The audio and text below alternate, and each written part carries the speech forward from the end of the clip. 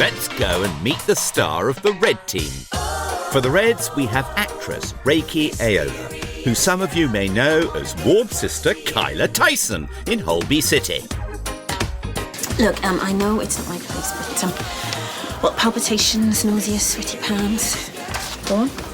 It sounds like alcohol withdrawal. Oh, she's got that look. Shall we? Rakie loves singing and dancing. I hope she hits the highest notes today.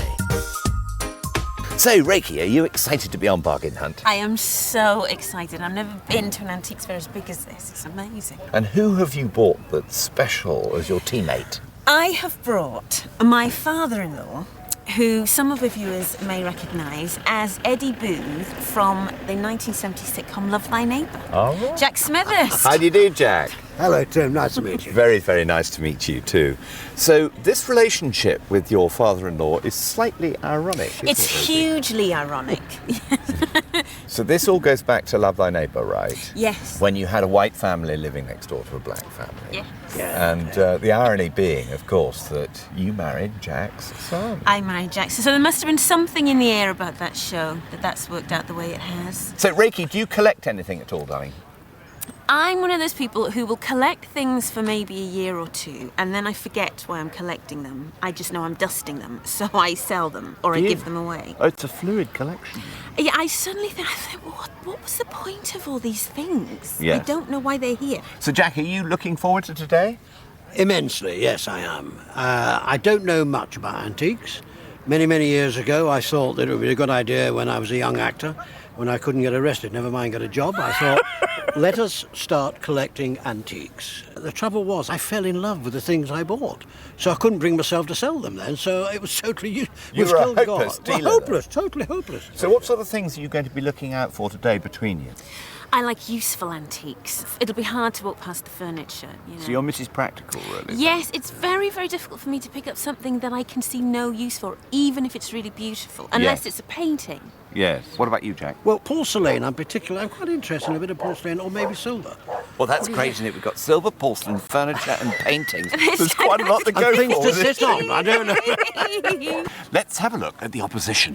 So, Charles, I know you're best friends with Rakie. Are you going to find it difficult taking her on head-to-head today? Not at all. I think it's the Cardiff bragging rights, I think. Absolutely. Oh, yeah, and us Cardiff girls know how to have a good scrap, so I think A we'll be good in there. scrap. Let's hope we don't have too much scrapping. Anyway, next, the money moment. I give you your £300. There's £300. Thank you very know the much. rules. We do. Your experts await, and off you go. And very, very, very good luck. So, I fancy the red team today are going to have the best bedside manner, but the blues might be steadier under pressure. It's going to be fascinating as to how this storyline unfolds.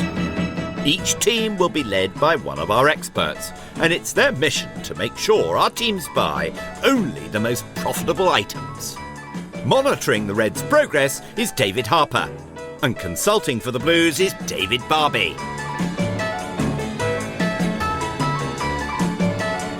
You like this one, do you, Rakie? I do like this. My dream woman, Jack. Do you like this? I do. Well, depending on the price. Well, now that, how old do you think it is? 150 years old. Well, you're very good. Oh, really? It's about 180 years old. It's a pine carcass and then veneered, thickly veneered with hand-cut mahogany. And if you look at that front there, Rakie, look at that. It's a flame cut, so it looks like it's on fire. So, 3 drawers at the bottom, but only 1 really works. Oh, right. Yeah. Okay. And if you pull it out, look at that lovely, thickly cut piece of pine. Original handles, you can see where they've been moving for the last 200 years. Yeah. And then you've got your shells on the inside. Lovely. Yeah. See, that's a bit I like. I can see lots of daylight Yes, here. that's shrinkage. And if you look at the back, you can tell that the backboards are original. And that wallpaper there is quite possibly Georgian. Would it Okay. be sacrilege to paint it? Absolutely not. Just give it a good rub down, paint it, and then suddenly you've got a really good, trendy, funky piece of furniture that would cost £2,000 to make today, but how much is it? £85. Priced at 85.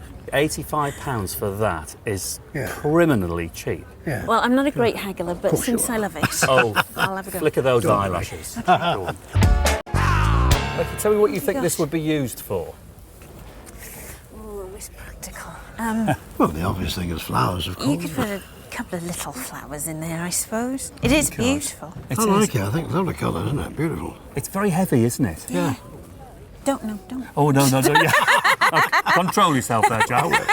What do you think? Well, I don't know. It's a quirky one. It's priced at 20 quid.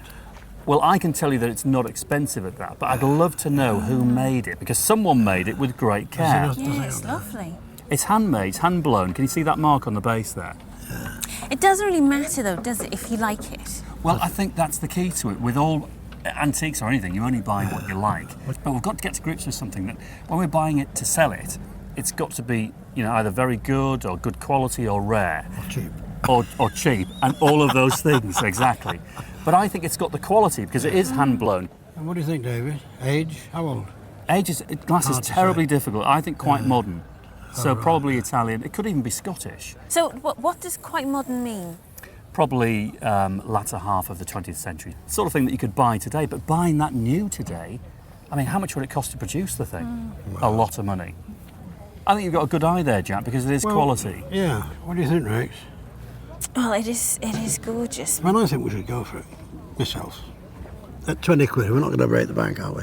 No, But no. I'm going to try and get them down. Go for it. You Yeah, try and few do that. You like it. Yeah, I it can't do. be dear at that. You go and get a bit off. Okay. Shall we continue wandering? Yeah. Come on, then. Oh, now this is great. Look at this. Honestly, girls and their toys. Does it remind you of being a little girl? I never had anything like this, but I wish I had. I would play with it now. It's a bit old-fashioned, though, isn't it? Well, that's the point. Oh, That's the point. No, what? It's what? not a bit of plastic No, with a but washing with machine on it. with a modern-day child, they wouldn't know what that was, would they? No, but they would just love doing that. And in fact, You've never stopped doing this since you've been here. No, the they mothers wouldn't would even- like doing that. Exactly. And actually. they wouldn't even need to know what it was. You know what? You could just have that sat as it is now. It's just, there's something so beautiful I and must say, I do like this little thing here. evocative I love about this. it. You know, we weren't using them when I was a kid. I'm not that old, but it's just lovely. I remember it well. Would anyone buy it? I don't think very many people are probably going to buy it for their child or grandchild. No. I think it's a toy collector's thing. Have you heard of Triang? Yes, I have. No. A famous Yeah, British very toy-making company. Triang was owned by the Lyons family. The Lyons family have been making toys since about 1850. And if you just look there, it says L. Bros, as in Lyons Brothers. The Lyons Brothers, 3 of them, came up with the Triang trademark in the 1930s, and it represents one line for each brother, each of the Lyons brothers, made into a triangle, therefore Triang. Very clever stuff. Very clever. And so I reckon that's got to be 1940s. How many toys can you buy today that in 50 years' time people will want to buy and they'll be good And they're enough to still buy? standing. All the wheels are there. Well, how much is it though? 125. Well, 125 pounds, and we can maybe get it a bit cheaper. I think you could get it cheaper. Yeah. I think you've got It's the worth a passion try. for it. Tell you what, let's make a concerted effort. Let's Go on. all go and see him. Yeah. Shall we do that? Yes. Let's do that. Yeah. All right, Come on. subject to getting a good deal. How's that? Come Fair on. enough. Fair enough. Fair enough. Go on, you did very well. Part of a ward sister in Holby City. So I've brought along something that belonged to one of our most cherished nurses. I hope she likes it. Now, the Florence Nightingale Museum have been kind enough to lend me some of the artefacts that they normally have on display, and they're pretty precious things. So I'm going to put my white gloves on.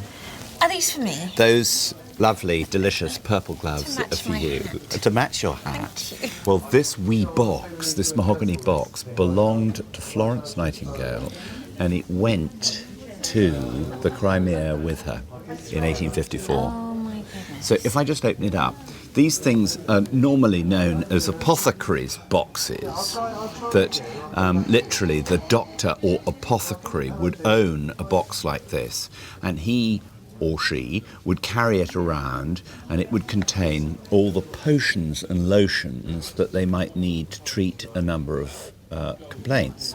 And we've got a number of bottles, including that fellow, which has got magnesia in it. So milk of magnesia, Yes. something to settle your stomach.